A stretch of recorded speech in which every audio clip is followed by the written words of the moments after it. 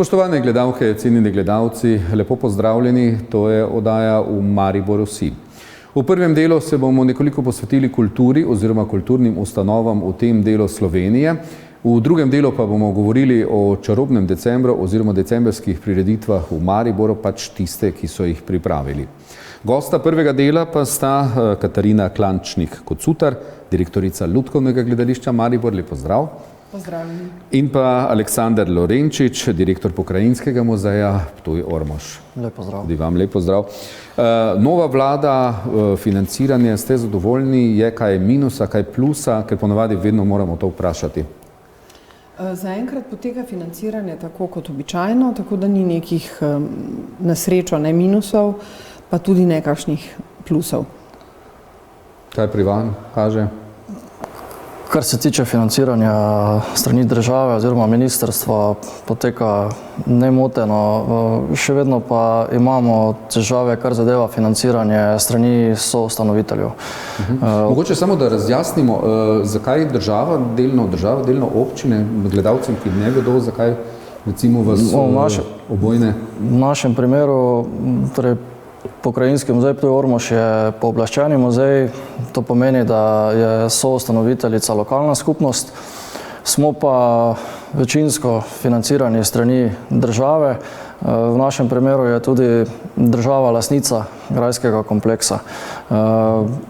V praksi pač to pomeni to, kot se rečeno, da približno 80% sredstev financira država, ostali del pa lokalne skupnosti. V našem primeru imamo 4 soustanoviteljice, poleg mestne občine Ptuj še občine Ormož, Središče ob Dravi in Sveti Tomaž. V primeru Lutkovnega gledališča Maribor, tako kot v večini primerov gledališč po Sloveniji, razen nacionalk, je ustanoviteljica mestna občina Maribor, večinski financer pa Ministrstvo za kulturo. Kaj država financira, kaj občina pripomore? Torej, tako kot vi pravite, da je grad v lasti države, pri nas tako, da je naša prelepa infrastruktura, minoritski samostan, v lasti občine.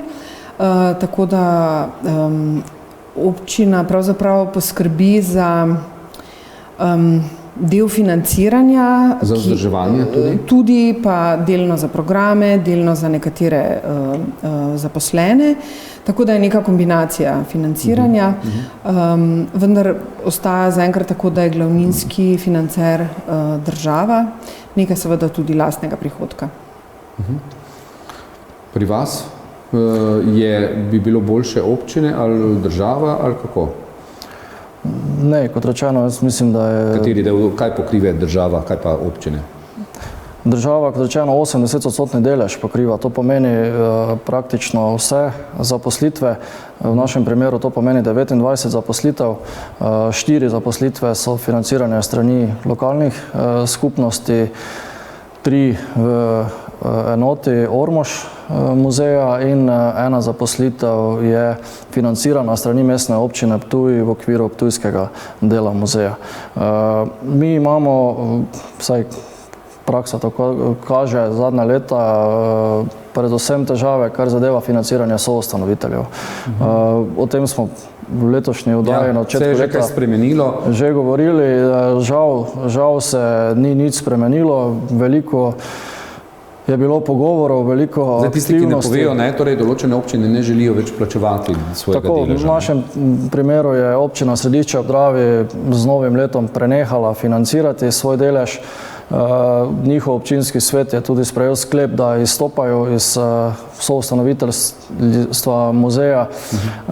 V tem trenutku še vsaj pravno, formalno gledano ni bilo storjeno nič oziroma ni bila storjena nobena sprememba, ni bil spremenjen odlok, prav tako veljavna pogodba o medsebojnih pravicah in obveznostih ni bila spremenjena, torej še vse veljavi tako, kot je bilo. Mi smo pred kratkim šli v postopek, se pravi izvršbe teh zapadlih obveznosti, ampak si je občina Središče ob Dravi prav tako uredila odvetniško pisarno, tako da nas čaka v bistvu pravdni postopek. No, ampak, pa vam je danes jasno, zdaj, to smo se sicer spomladi, če se ne motim, tukaj pogovarjala, kaj je vzrok, da so odšli iz soustanoviteljstva? No, preprosto župan nima rad kulture ali kako? Ponavadi je tako. Kolikor je bilo rečeno v strani župana, je razlog ta, da enostavno občini primanjkuje tako ali tako že sredstev za določene investicije, in zato so se pač odločili za določene reze in na nek način začeli tudi pri muzeju. Konkretno to v našem primeru pomeni primanjkljaj 18 000 evrov, to pomeni za stroške dela in materialne stroške, ki jih sedaj vse leto pokriva oziroma krije muzej sam. Tako da jaz upam, da se bo v vsakem primeru ta zgodba na sodišču v kratkem razpletla, da bomo ta delež naknadno dobili povrnjen. Potem pa seveda v vsakem primeru se bo potrebno na ravni soustanoviteljic resno pogovoriti, kako naprej. No, pred leti, če se spomnimo, si je gospod Cok kot župan Ormoža dovolil ta izlet, tudi izstopi soustanoviteljstva, pa celo lastni muzej in tako dalje, ampak potem je se zadeva spet, bom rekel, povrnila v prvotno stanje. Ja, tudi zdaj, do pred kratkim je bilo razmišljanje tudi v tej smeri, da oziroma ena od možnosti je bila ta, da ormoška enota izstopi iz muzeja in se praktično ustanovi nek lasten muzej oziroma v okviru njihovega zavoda. Pred kratkim smo dobili informacijo, da to več ni aktualno, da ostajajo. Je pa res, kot pravite, vse to se je pravzaprav že dogajalo. V letih 2005-2009 je v Ormožu bil samostojen muzej. Takrat so računali na financiranje strani države, mislim, da 7 zaposlitev, pa seveda iz tega ni bilo nič, tako da je potem 2009 se ponovno zgodila ta pripojitev k ptujskemu delu. Ja, to vas sprašujem namreč, kaj bi pomenilo ustanovitev pokrajin? Bi bilo bolje, da bi bile pokrajine ustanoviteljice in financerke, ker zdaj te občinske, bom rekel, strukture, ene so bolj naklonjene kulturi, druge manj. Dobro, neke seveda imate pravilnike oziroma neke papirje imate podpisane, po katerih bi se, kaj menite? Bi zdaj pri Lutkovnem gledališču verjetno bi kaj konkretno spreminjalo, če bi bila pokrajina, recimo neka mariborska, štajerska? Menim, da v vsakem primeru, ko je enkrat ugotovljen nek javni interes, ko muzej, gledališče, knjižnica opravlja neko javno službo, bi to ne smelo biti v nobenem primeru po moje prepuščeno naključju, da se nekdo lahko samovoljno odloči, da ne bo več ali da izstopa iz ustanoviteljstva, soustanoviteljstva ali da bo ali ne bo financiral, ker je jasno, koliko, na kak način nek zavod deluje. Na koncu koncev mi vsako leto zelo tehtne programe pripravimo, potem poročila, vidi se vedno tudi, kako realiziramo to, kar smo si zastavili, imamo svete zavodov, skratka smo pod nenehnim tudi budnim očesom, tako ustanovitelja kot ministrstva ali pač kdorkoli že v tem razmerju je, v naših svetih zavoda so predstavniki, tako da je vedno popolnoma jasno, kako izpolnjujemo to svojo javno službo in da to, za kar smo ustanovljeni, korektno počnemo. Tako da jaz mislim, da ne glede na to, ali bo to ostalo ministrstvo, ali bodo pokrajine, ali je to občina, menim, da bi moralo biti financiranje stabilno in ta samovolja bi morala biti po mojem nekako zakonsko sicer Lutkovno gledališče še ni tega doživljalo, ne? Ne, nikakor. Na srečo, kakorkoli, nismo tega doživljali, morda je malo tudi s tem povezano. Sedež muzeja je vseeno na Ptuju, v našem primeru Maribor, ki je ustanoviteljica, mi v tej občini tudi smo. No, v vašem primeru na Pokrajinskega muzeja Ptuj Ormož pa verjetno bi pokrajina bila rešitev ali pač? Kaj menite? Ste se o tem že kaj pogovarjali? Ker zdaj so bile spet aktualne pokrajine in so jih potegnili iz arhiva. Tu bi mogoče dodal povedano kolegice. Pred kratkim, ne vem, ali je tudi v vašem primeru bilo tako, ampak vsaj muzeji smo prejeli en dopis strani Ministrstva za kulturo, ki je bil poslan tudi na vse občine. Ravno v tem smislu, naj se odnos pa tisto, s čemer so se pač lokalne skupnosti z določenimi pogodbami obvezale, tudi dejansko realizira. Ker vem, da ne samo v našem primeru, kar zadeva muzeje, tudi širom Slovenije mnogi imajo podobne težave. Zdaj, ali bi ustanovitev pokrajine rešila to težavo, težko ocenim. Skupnosti muzejev ste o tem kaj že razpravljali? Ne, o tem mislim, da še ni bilo govora, ampak tudi ne vem, ali je zdaj v tem predlogu ali pa okrog tega, kar tečejo pogovori, bilo kaj rečeno na to temo. Namreč, kar smo že na začetku povedali, muzeji so določena specifika, pa tudi kulturne ustanove. Ali bi se zdaj v tem primeru financiranje preneslo na posamezno pokrajino in kaj bi to pomenilo, vprašanje. Zdaj je verjetno odvisno tudi, kako dejansko finančno sposobna ali pa bogata bi bila posamezna pokrajina, ali bi se potem tudi ustanoviteljstvo preneslo na določeno pokrajino. Spravim, to odpira več vprašanj. Zdaj, v vsakem primeru gledano širše podpiram, sem na nek način za decentralizacijo, ampak kar bi to v našem primeru pomenilo, pa težko rečem. Samo to vprašanje, kaj pa država vam nič ni, bom rekel, namenila kaj več denarja, glede na to, da so zdaj pač veliko govorimo, sedaj pa imamo boljši proračun, večji proračun, država lažje diha. V času, ko je bil ZUJF, so vas, bom rekel, zelo zategnili, so vam že vrnili to, kar so vam takrat odtegnili?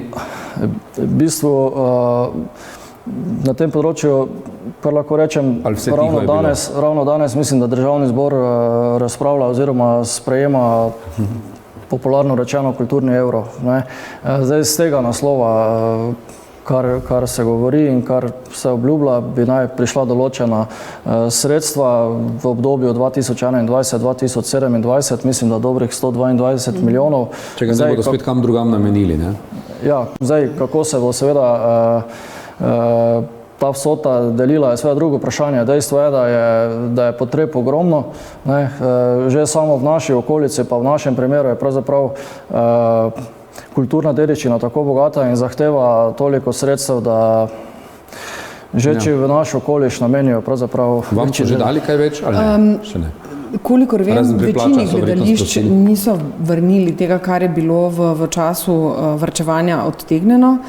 Vmes je tudi prišlo do nekih sprememb v zvezi s plačami, razredi so se javnim uslužbencem spremenili, skratka. Tako da je veliko tega dodatnega denarja, ki je bilo potrebno, so pravzaprav je šlo v to... Je za plače to, ker so bila dolgo leta zamrzene. Ne pa programe. Tako da, kar se tega tiče, je temu tako. Ampak omenili ste decentralizacijo, ne? Tu pa vsekakor upajmo, da bo šel vse v veliki meri, upajmo, ta denar, o katerem danes govorijo v parlamentu, tudi izven Ljubljane, ne samo v Ljubljano, kar se tiče kulture. Veliko krat so o tem opozarjali. Ja, je pač slika kar taka, da je tako kot na mnogih področjih, tudi na področju kulture, centralizacija dejstvo. In to močno čutimo in mislim, da bi v tej smeri vsekakor veljalo narediti več. Bi morala država narediti več. Eno vprašanje, a se kulturne, bom rekel, ustanove, naj si bodo muzeji, knjižnice, naj si bodo, bom rekel, to se pravi tudi gledališča, se premalo povezujete, da bi skupno nastopili za, bom rekel, ureditev, ker odkar pomnim od ustanovitve Slovenije, ni urejeno financiranje, torej v kulturnih ustanov, seveda po neki meri, ampak kakorkoli si kdo vzame. Naj si bo občina, naj si bo država. In to je zelo neresno. Že 30 let praktično v tej državi skoraj poslušamo isto. Vsako področje ima tudi neke določene posebnosti, neke specifike. Zdaj, kar se gledališča tiče, se redno srečujemo direktorji slovenskih gledališč in pereče teme, tudi teme, ki jih naslavljamo na Ministrstvo za kulturo, skupaj pregovorimo in potem naslovimo prave naslovnike. Tako da v tem smislu smo močni, medtem ko druga področja imajo kakšne druge specifike, verjetno vi preko skupnosti muzejev. Tako da ja, se združujemo. Sem čisto vsi naenkrat, glede na to, da so tako različna področja z različnimi potrebami, pa je vseeno malo teže. Ne? Zdaj, kar se centralizacije ali pa decentralizacije tiče, je pa tako, da večina gledališč je tako ali tako v Ljubljani. Ne? Tako da to ni morda neka tema, ki bi jo prav mi skupaj dorekali. Ne? Je to morda tema, kjer bi se pa morali iz različnih področji povezati in proti ministrstvu oziroma na ministrstvu reči, dajte, poglejte, prosim, te številke. Evro v Ljubljani ni enak ostali okolici. Ne, seveda ne. To čutite posebej, ne? Vi, ki imate pravzaprav, bom rekel, ogromen muzej. Ne? Ja, seveda. Tudi na našem področju. Kaj je največja potreba zdaj, kaj bi še bilo treba urediti? Če se vam ne bo spet zgodil kakšen plas izpred let, ki ste bilo nerodno, ne? Naš muzej je upravitelj tako številnih objektov in zemljišč, da pravzaprav se vsak teden določena zadeva zgodi, ki jo moramo pokrpati oziroma vzdrževanje je pravzaprav tu stalnica. Ne. Že sam grajski kompleks pravzaprav zahteva stalno, redno vzdrževanje. Kolikor je le mogoče, seveda to urejamo tudi sami iz lastnih virov. Seveda v primeru, takšni primeri, kot jih omenjate, podrtje obzidja, ostrešje na osrednjem grajskem kompleksu, tukaj pa seveda brez pomoči države ne gre. Ne.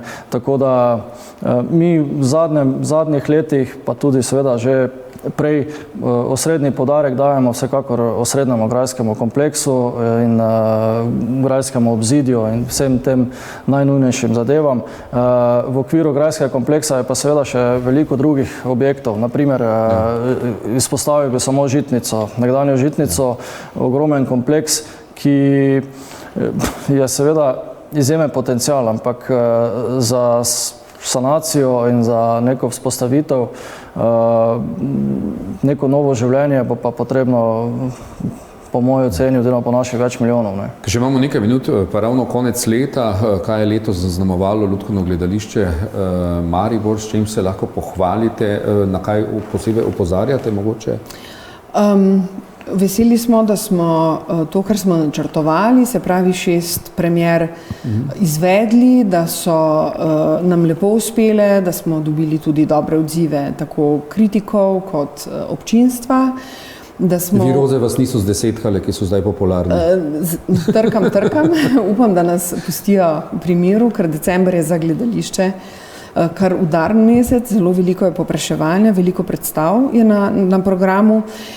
Tako da smo veseli tega, da nam je lepo uspelo. Imeli smo 30 let poletnega lutkovnega pristana našega mednarodnega festivala, ki je v bistvu tovrsten festival z najdaljšo tradicijo v Sloveniji.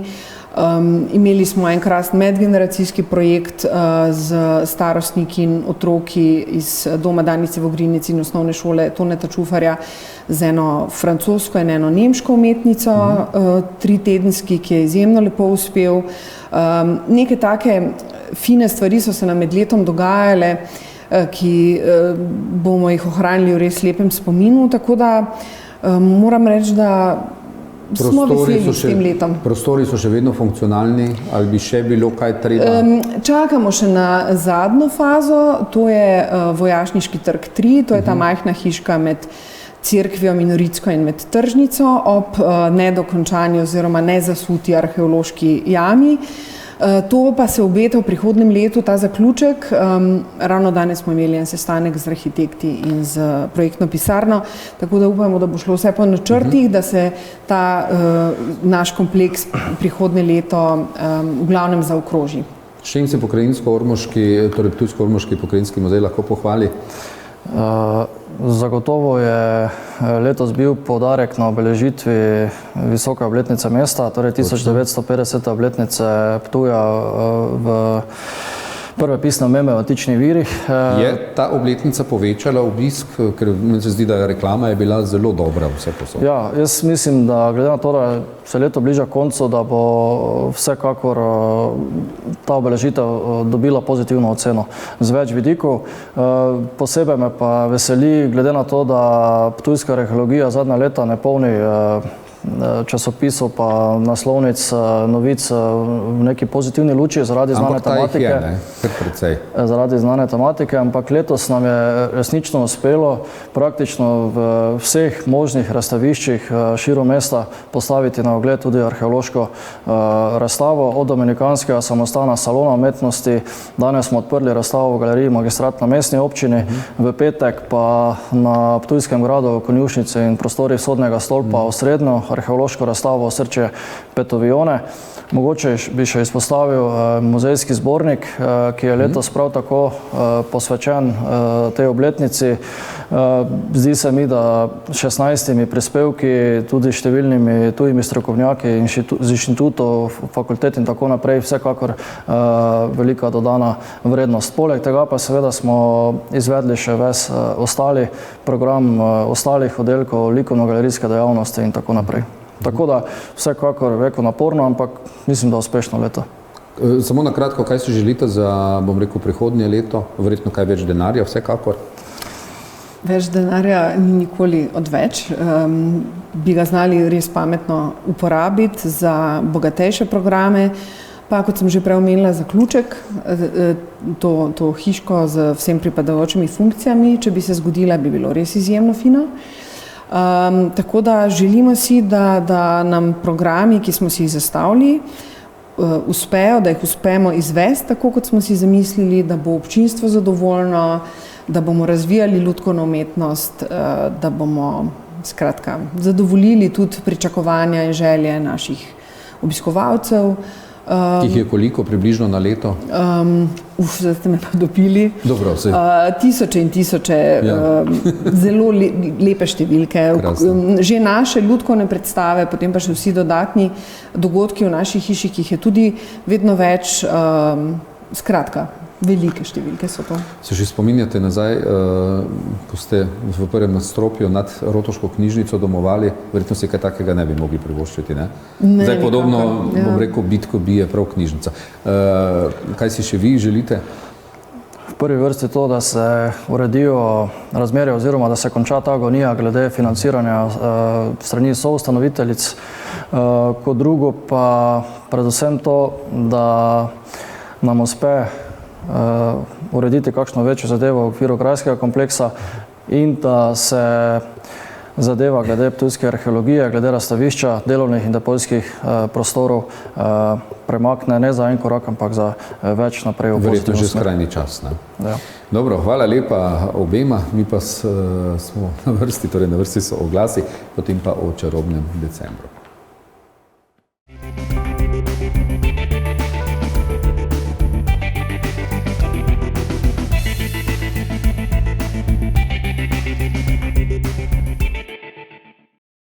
Tako, mi smo v drugem delu oddaje v Mariboru si. Tokrat se bomo posvetili dogodkom, ki bodo decembra, torej že konec novembra, pa tam v decembru v Mariboru. Kaj se nam obeta? Gostje pa sta Urška Košica, Vilinsko mesto, sicer iz Narodnega doma Maribor, in pa Doris Urbančič-Vindič, direktorica Zavoda za turizem Maribor Pohorje. Lep pozdrav. Pozdravljeni. Pa bom seveda vas moral vprašati, ne? Po vseh peripetijah in v javnosti, zdaj končno bo čarobni december, so stvari postavljene na mesto, je kaj veliko manjka ali kako? Ja, stvari se še postavljajo, so pa seveda že dogovorjene, določene, točno vemo, kdo kaj, na katerem mesto. Program je sicer tudi že objavljen na naši spletni strani visitmaribor.si. Drugače pa ja, kljub temu, da je pozno, mislim, da bo uspešno, čeprav je še to prehitro govoriti, ampak zadeve so postavljene in jaz smatram, da glede na zelo kratek čas bodo glede na možnosti in zmožnosti vseh nas maksimalno dobro izvedene. Zdaj finančno bo, ne, tam okoli, koliko bo, 190 000, če sem jaz prav prebral ta podatek? Ja, to lahko samo povzamem, kar sem tudi sama slišala na novinarski, mislim, da je bilo rečeno 192 000 strani mestne občine Maribor.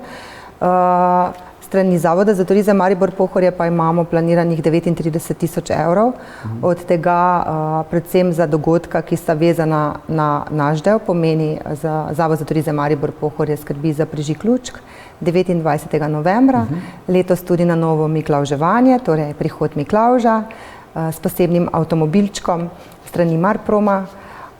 Drugače pa predvsem promocijski del, pomeni povezovanje vseh akterjev v mestu in na področju mestne občine Maribor, kjer je namenjenih cirka 24.000 evrov za promocijo, predvsem, bom rekla, radijske postaje, digitalno področje, tukaj smo šli tudi širše, torej v tujino, nam najbližje primarne trge, poleg Slovenije tudi Hrvaško in pa Avstrijo. Moram reči, da imam že tudi odzive iz... Tukaj me zanima, kaj ste konkretno, kaj ponujate zdaj, recimo, bom rekel, kaj so to neki paketi, vabimo v Maribor. Zdaj, če sem malce hudomušen, ne vem, če bi se odločil, da bi v Maribor prišel gledati božični Maribor, verjetno sem vam prej odločil, da gremo v Zagreb ali pa na Dunaj, ali pa Varaždin, recimo, ki se zadnja leta zelo razvija, ali se motim? Ja, bi rekla, da ja, ker ravno danes sem dobila eno informacijo iz gostinskega dela, da pričakujejo 3 avtobuse ravno na Avstrijcev na 29. november, ker so nas zasledili, da se oglašujemo tudi v Avstriji. Tako da gre za 150 ljudi rezervacijo prav za večerjo na dan prižiga lučk. Tako da bi rekla, da ne gre za to, da bi bili neprepoznavni oziroma da ni potencijala. Smatram tudi, da smo bolj drugačni od vseh teh, ki ponujajo. Ne ponujamo samo razsvetljave in prižiga lučk, ker imamo velik potencijal, ampak ponujamo tudi program, pomeni, da imamo tudi dogajanje pestro ves čas od 29. novembra do 31. 12. torej tudi na Silvestrovo, in tukaj smo pa drugačni od vseh ostalih ponudnikov. Bi rekla, da smatram, da je to tudi prava pot, da ohranimo. Se strinjam, da bi morebiti naredili zgodbo še širše, vključili še ostale trge, ki letos bodo spuščeni v smislu prireditev, ampak da umislimo seveda primerne vsebine, kar smo seveda že tudi predlagali v preteklosti. Pomeni, da so trgi, ki so malo bolj mirni, trgi, ki so malo bolj glasni in pa seveda vezani na različno strukturo glasbene populacije in vseh okusov. Zdaj, ker ste direktorica Zavoda za turizem, me seveda to zanima, zakaj mora vsakokratna neka občinska oblast, bom rekel, prste vtikati tam, kamor se v bistvu naj ne bi, ne vem, zakaj se župan ukvarja z novoletnimi zadevami, naj to prepustijo zavodu, ki pač to dela, ali pa, bom rekel, Narodnemu domu, ki to zna delati. Kaj menite, je to problem ali rabimo neko strategijo, da rečemo tako? Maribor bo čez 10 let, ne vem, najbolj obiskano, decembersko, okrašeno, programsko bogato mesto. Si to upamo ali bomo pol spet rekli, pa bo spet novi župan, pa on bo bolj naklonjen, on bo manj, ali kako? Je to problem ali kaj? Jaz smatram, da sicer politiko potrebujemo na splošno vsi akterji, tako turistično gospodarstvo kot javni sektor, ampak da je smiselno, da pa prepusti tudi politika stroki svoje delo, da upravlja tako strokovno, kot ga zna in dobro. In tukaj vidimo viro v smislu, da se vtikujejo določeni akterji preveč in da na koncu vidijo, da potrebujejo tudi ostale. Tako da definitivno v prihodnje pričakujem, da smo hitrejši, da delujemo skupaj in da gradimo skupne zgodbe, hkrati pa, da, kot pravim, da resnično prepustijo, tako kot ima Narodni dom enkratne izkušnje na določenih področjih, tako ima Zavod za turizem tudi odlične izkušnje, ne nazadnje to delamo že vrsto let in morebiti se včasih kdo tudi všteje v smislu, koliko časa potrebuje, koga bi kontaktiral, na kak način. In to se pa potem vidi seveda v času izvajanja aktivnosti, ljudje pa tega zagotovo ne bodo čutili. Vsakokratnim kritikom rečemo, sej nikoli ne bo vedno, ne bodo vsi z vsem zadovoljni program. To jaz ne poslušam, pa ti so brezvezni, pa to brezvezni program. Kaj tem odgovorite? Ker to vsako leto poslušamo podobno. A na Ptuju recimo Kurentovanje, brez veze je bilo, oni niso znali tisto, ampak stvari pa kar tečejo, ali kako? Ja, v bistvu mi imamo pač določene analize, spremljamo tudi mnenje turistov, njihovo veliko šteje. Ne nazadnje, turisti pričakujejo, da se tudi družijo z lokalnimi prebivalci in tudi iščejo to vrstne prireditve in to vrstne produkte. Torej, produkti, ki so vezani samo na gibanje turistov, niso zaželeni. Pomeni gosti, ki pridejo v določeno državo, kjer so samo populacija turistov, to je že v bistvu produkt v upadu. Tako da mi si zagotovo želimo lokalnega prebivalstva vključenega. Turistov pa predstavlja malo oziroma ima drugačno mnenje in drugačna videnja kot mi sami. Turist si želi v Mariboru in pa v Sloveniji doživeti pristnost, torej slovensko glasbo, In to smo mi kot Zavod za turizem tudi zagovornik, da nudimo resnično samo izključno slovensko glasbo in pa seveda, da slovenski izvajalci ponudijo seveda tudi kakšen repertoar znanega mednarodnega hita in tudi turistu ne igra vlogo, ali imamo mi prepoznavno ime ali pa imamo čisto nepoznano ime. Pomembno mu je, kakšna glasba se izvaja oziroma, da je resnično dobra, strokovna in da je na nivoju, pomeni strani glasbenikov, ne nekoga, ki je pač imel 5 koncertov na leto recimo. Tako da pričakovanja turistov so, da slišijo res dobro glasbo, da slišijo, da imajo dobro vzdušje in da so v destinaciji dobro sprejeti. Kar se pa tiče okusa lokalnih prebivalcev, zagotovo jaz sem mnenja, da jih vključimo in mi smo jih tudi v preteklosti malo spraševali, kaj si želijo. Sama vidim tudi recimo v letošnjem programu DJ-jev nekaj, kar je v preteklosti bilo povedano, da elektronske glasbe primanjkuje. Tako da ta del je nekako zdaj v tem programu se tudi našel in znašel in mislim, da so tudi nekomu prisluhnili, da so to vključili oziroma da smo kot Maribor to vključili. Drugače pa res vsem čisto ni možno nikoli zadostiti, hkrati smo pa Mariborčani tudi, bom rekla, dokaj trd oreh, da vedno najdemo v dobrem tudi malo slabega, tako da upam, da je tega vedno manj. Dobro, bomo pol o programu, ampak tako bom rekel, svetla točka, že dolgoletna točka, Vilinsko mesto. Kaj je to sploh, saj večina tistih, ki hodi, pozna, ampak tisti, ki še ne poznajo. Zakaj priti v Maribor pa obiskati torej tudi Vilinsko mesto? Kje, kaj? Vilinsko mesto dogaja že 7. leto. Predtem smo že tudi z Vilinsko vasjo, ampak ne pod okriljem Narodnega doma, to so bili naši začetki.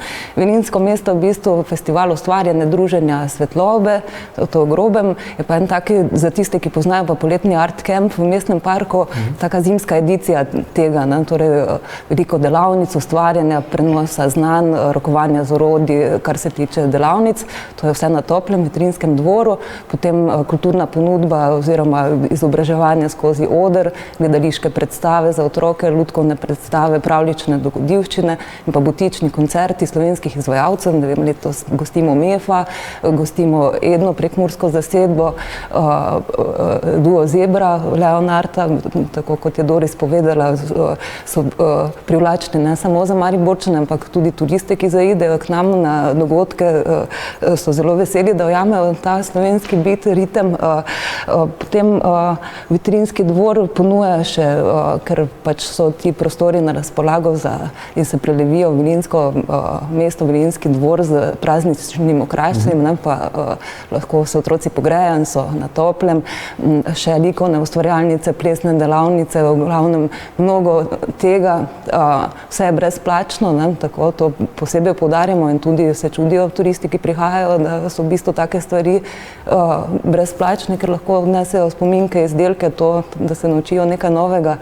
Potem pa mesto predstavljajo še dogodki izven Vitrinskega dvora, Vilinskega dvora, ki se dogaja na ulicah. To so svetlobne postavitve Ane Lumine, potem ulično gledališče v koncu decembra, koledovanje, pravljični pohodi, tako da je res v bistvu za vsakogar nekaj.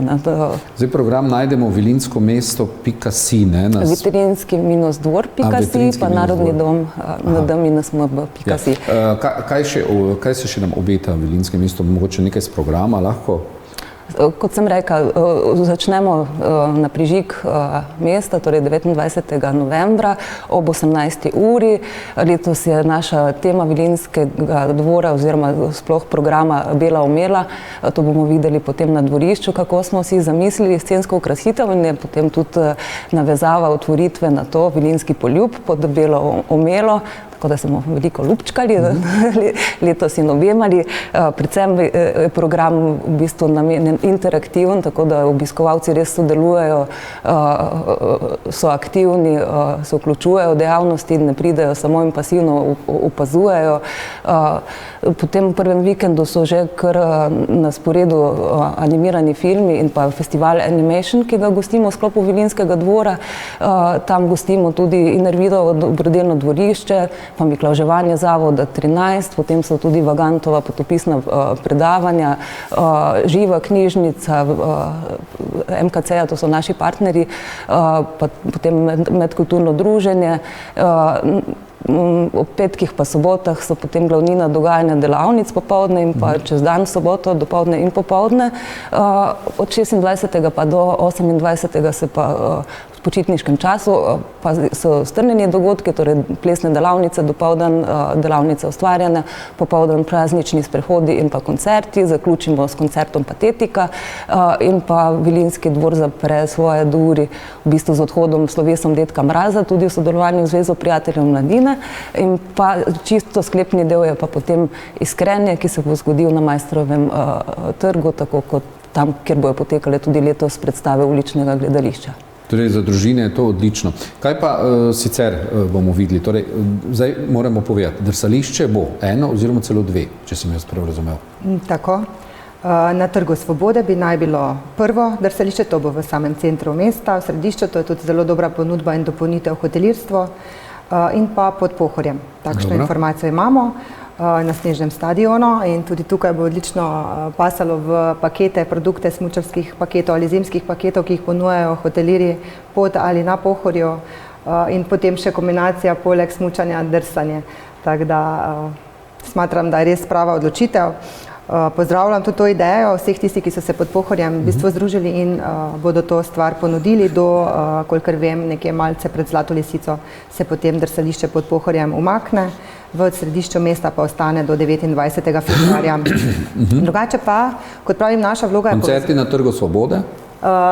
Torej na Trgu Leona Štuklja bodo tako, v bistvu nekakšna kombinacija, tako bodo posnetki tudi predvajani različnih glasbenih spektaklov, hkrati bo tudi, torej, kot sem že omenila, elektronska glasba znanih DJ-jev. S hišicami, da bomo lahko kaj popili, pojedli? Seveda, gostinska ponudba, kolikor vem, zaenkrat je 20 ponudnikov v srednjem Trgu Leona Štuklja in pa seveda potem na ulici Maksimiljana Držečnika.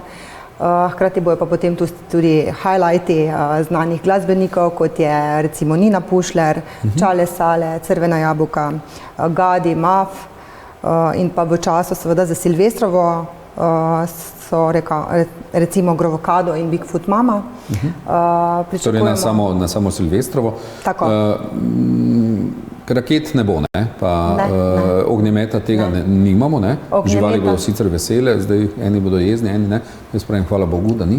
Ognjemeta ne bo, v bistvu tudi, ker smo nekako zelena destinacija, imamo srebrn znak, mesto Maribor se ponaša tudi v sklopu Slovenske turistične organizacije, nekako tudi njihova želja, da se te stvari na dolgi rok umikajo in da razmišljamo zeleno. Drugače pa bodo tudi dogajanje, kot sem rekla, na Trgu Svobode, pomeni drsališče, ki bo imelo tudi lasten program. Na Trgu Svobode se letos vrača tudi ta sejemska praznična ponudba. Zaenkrat 11 hišk, pomeni, da bomo lahko tudi malce božično in pa praznično nakupovali v samem središču mesta. Drugače pa, če grem še potem na Grajski trg, so tudi obljubili, da bo petek, sobota pestro. Poleg Vilinskega mesta bo dogajanje tudi na Grajskem trgu s kakšnimi glasbenimi skupinami. Gostinci tam vedno urejajo, ne? Tako.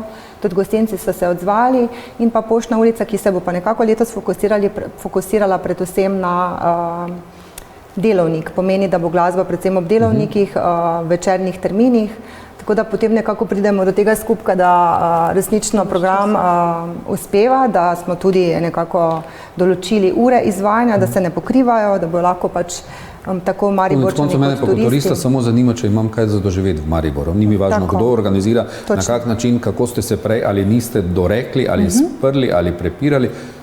Skratka bo zadeva čarobni december v takem in drugačnem smislu.